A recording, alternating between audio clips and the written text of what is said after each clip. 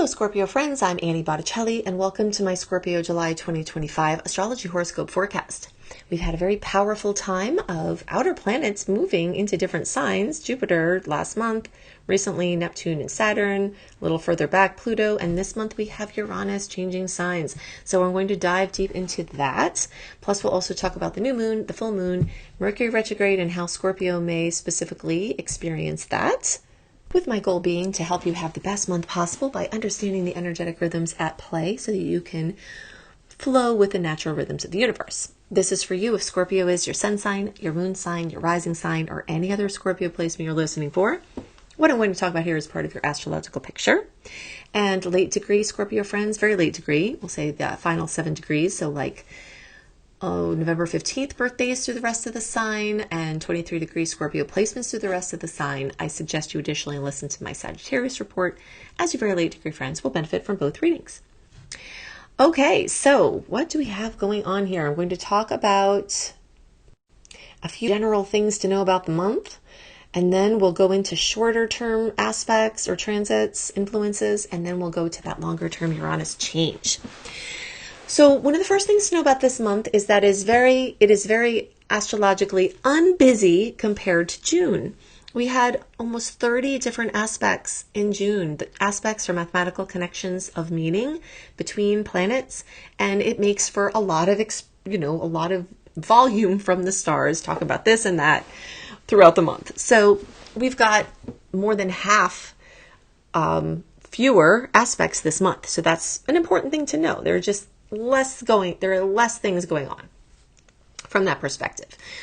But from the perspective of eclipse season, that's starting to crank up a little bit, okay? So we've got 2 eclipses in September. Yes, they're not here yet. We're far from the heat of it. But you will start to notice themes that came in the end of 2024, came in again March, April of this year, coming back to resurface to continue along their evolution. So you will see news and information like that happening in July, especially as the month progresses. And then, of course, we have Mercury retrograde. And so that makes this a month that is a little bit harder to plan. You do better without making too many plans if possible. And it's also hard to plan during this time for the future. Things are more close to you. Basically, if you just imagine there are waves coming in, the tides are coming in. The astrological tides are coming in when we've got Mercury retrograde. So that puts you in a position to stand on the shore and wait to see what the tides bring in rather than trying to conjure or force something out. If you force something out, the tides will bring it back in. So if you're experimenting or doing something short term, this is a great month for that. If you're trying to put your life's work out or the biggest, the most important decisions out during this month, you don't have all the information because the eclipses are going to continue to bring in new info. You don't have all the information because Mercury retrograde is going back over things, and things you think you know will change every day. So if something big and life-changing is happening this month and it's out of your hands, don't worry about it. If it's planned already, that's not what I'm referring to. It's the things you have control over, the things that you plan, the decisions that you make. Just know that dealing with the things that come to you this month are going to be better than trying to force something out because it won't have the range or the depth that you would like it to, and it's better to wait till the stars are better. Which, by the way, if you want my whole 2025 retrograde direct planning calendar, go to anniehelpsyou.com and scroll down for the Secret Star Portal, and that's where I have that yearly planning tool. I tell you about everything each month, but if you want to make plans for the rest of the year, you can use that tool. Okay, so let's just start from the beginning here. So the sun is moving through fellow water sign in Cancer. That's a short-term influence for about 4 weeks. And then it's joining Jupiter, which is a long-term influence from June of 2025 to June of 2026. Both of these are telling the story of a nice resonance with Scorpio placements because they're making a trine. They're in your fellow water sign. And so there's something great going on there. And this has to do with home and family and housing. Okay, so improvements there, expansion, more freedom, things going on there. You may find that you're going back to family, going back to a place that feels like home, rekindling or, just diving deep into emotional connections with people this month. You're going to have a lot of emotional connections this month from the sun being there. And for the next year, you'll have a chance to deepen your experience with your home space. So that's exciting. Now, because for Scorpio, this Cancer energy highlights the ninth house, you may also be teaching or learning or studying or learning languages or researching possible international adventures or connections, doing, some conversations about expansion into international arenas for your work or something else. And topics like immigration, and just broadening your horizons and your viewpoints on the world. In general, this is a super optimistic transit for Scorpio because moving through the ninth house, which is ruled by Sagittarius, which is the ruler of optimism, you may find that you're starting to look at things a little bit differently and having some positive improvements there. Okay, so Mercury is going to be retrograde July 17th through August 11th. The pre-shadow transit starts June 30th. And after that August 11th direct movement, we've got until August 26th until it completely clears. That means all of July and August are covered in retrograde. I've referred to, or, some things that you can look for there, but additional things, appliances and electronics acting up, communications being, awry, which is one of the reasons why it's important to try to not make final decisions on things this month, especially if it's something important and long-term and, really consequential, because you don't have all the info. How you're communicating it to other people may not be as, clear and understood as you would like it to be. And you may not be getting information that you need from other people. Okay, but you may be deepening talks or things may be coming up, especially in your work and career sector or passion projects that are outside of your work. So it's a good time to investigate, to discuss, to research, maybe put a flexible short-term plan into play, an interim plan. But it's not the best time for the long-term things, if possible.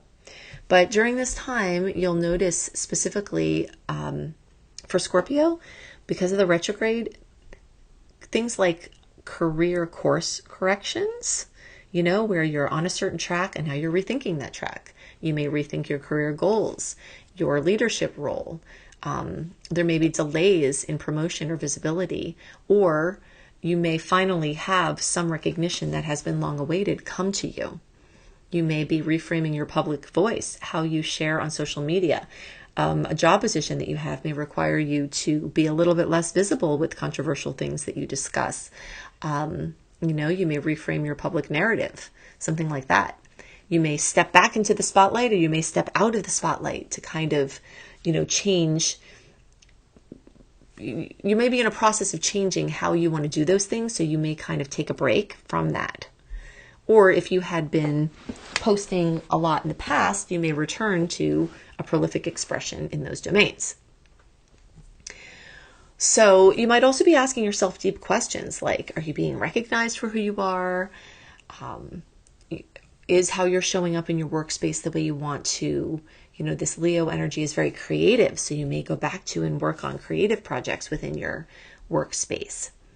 So it's really just a time to review your goals, not just for success, but also for significance. You want to ask these questions now.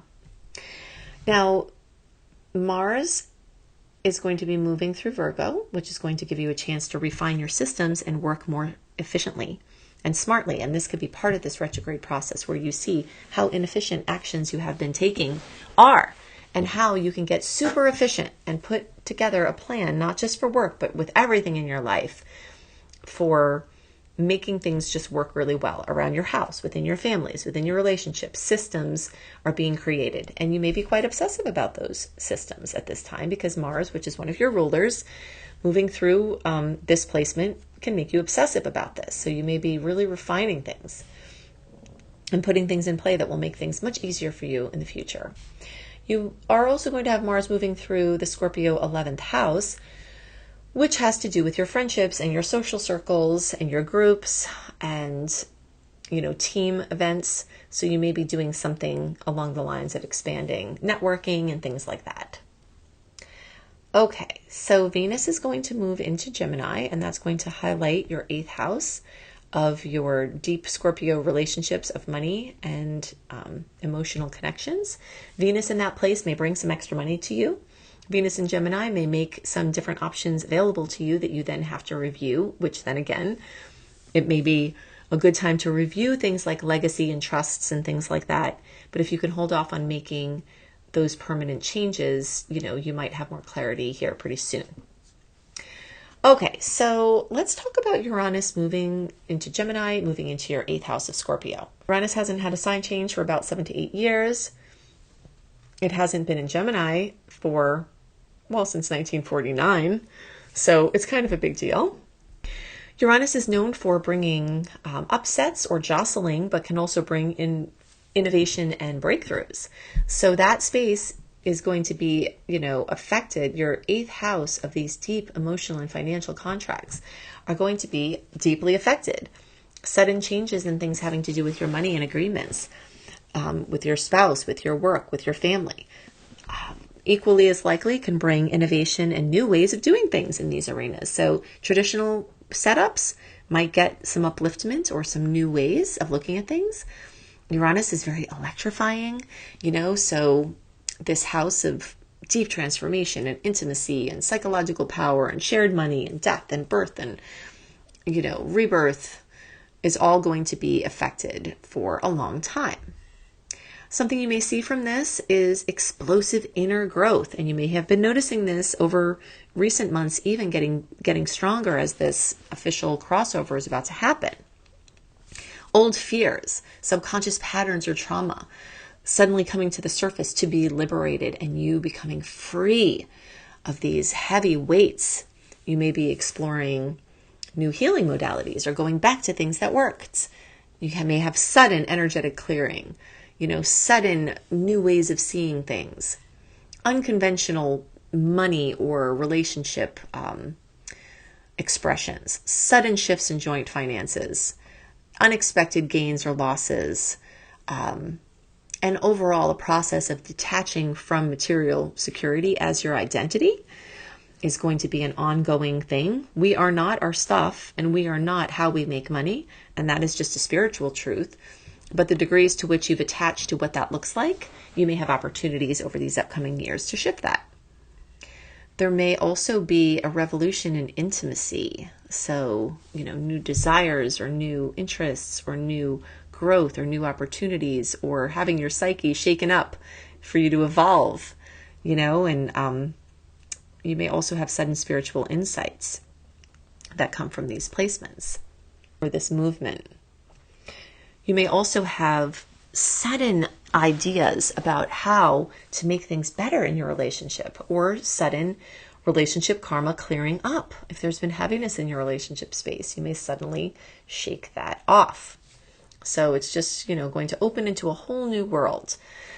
And all of this coupled with the retrograde may cause you to experiment with some things, or really rethink a lot of, your fears around money and power, and turn those fears into superpowers through the process of inner work and attention to them.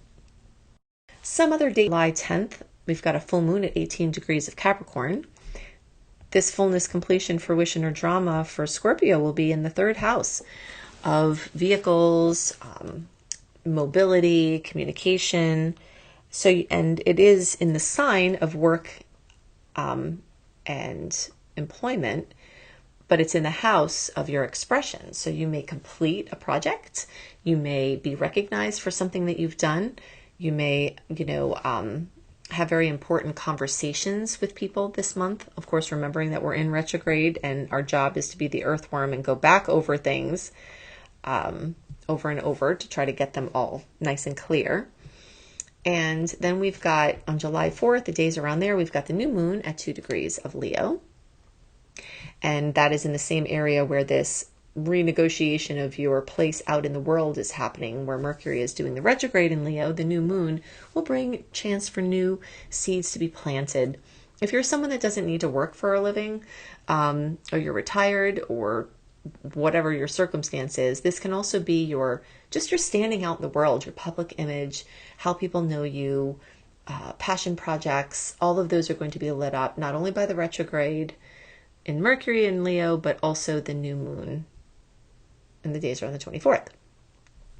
If you want to know how these new outer planet changes in these different signs are going to bring general potentials, but specifically for your chart, see my personalized outer planet transit report at anniebclarity.com.